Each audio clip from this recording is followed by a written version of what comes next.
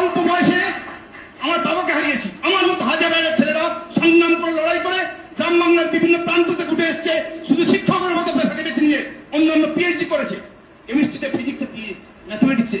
তার অন্যায় করেছে, এই পেশাটাকে বেছে নিয়ে বড় বড় ডায়লগ দিচ্ছেন মঞ্চে বোধহয়। আপনাদের কোনো অসুবিধা হয় না। আমার পরিবার দায়িত্ব কে নেবে? আমাদের 19,000 যোগ্যদের দায়িত্ব কে নেবে? বলবো আমি, আমাকে বলতে দিতে হবে। আপনারা বলছেন কিছু করেননি। আপনাদের দুষ্কর্মের জন্য প্রশান্ত স্যার, সুবল স্যার তারা পৃথিবীতে নেই। কেন? মারা গেছে। অনেকে ডিপ্রেশনের, আপনারা খোঁজ নিয়ে দেখুন, সাইকোলজিস্টের কাছে ভিড় লেগে গেছে, পাগল হওয়ার মতো উপক্রম। ওনাদের কাছে দাবি তো আমরা জানাবোই, কিন্তু আপনারা কেন আমাদের সঙ্গে এরকম করলেন তার কৈফিয়ত আমরা চাইবো না আপনাদের কাছে। কেন আমাকে লাঠি মেরেছিলেন? কেন পুলিশ দিয়ে আমাদের সহকর্মীদের চোখ নষ্ট করে দেওয়ার প্রচেষ্টা করেছিলেন বিকাশ ভবনের বাইরে? প্রশ্ন করবো না আপনাদেরকে? তার পাপের শাস্তি আপনারা পেয়েছেন। এবং আপনাদেরকে এর দায় নিতে হবে।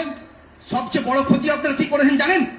বাংলার গরিব বাড়ির ছেলেমেয়েরা যে শিক্ষা ব্যবস্থার উপরে নির্ভর করে, সেই শিক্ষা ব্যবস্থাকে আপনারা শেষ করে দিয়েছেন।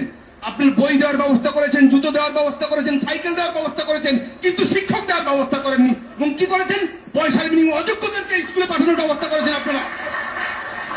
কোনো ছাড় হবে না আপনাদের, কোনো ছাড় হবে না আপনাদের। যে কষ্টটা আমরা প্রতি রাতে কাটছি, কত লোক, কত শিক্ষক ডিপ্রেশন ওষুধ খাচ্ছে, পাগল হওয়ার মতো উপক্রম, তার দায় নেবেন না আপনারা? তাদেরকে আবার দ্বিতীয়বার পরীক্ষায় বসিয়েছেন। 40 বছর, 45 বছর, 50 বছরের শিক্ষক শিক্ষিকাদেরকে লজ্জা করেন আপনাদের? তারা যদি পাস না করে তাদেরকে আবার তাদের ছেলে মেয়েদের, তাদের ফ্যামিলির দায়িত্ব কে নেবে?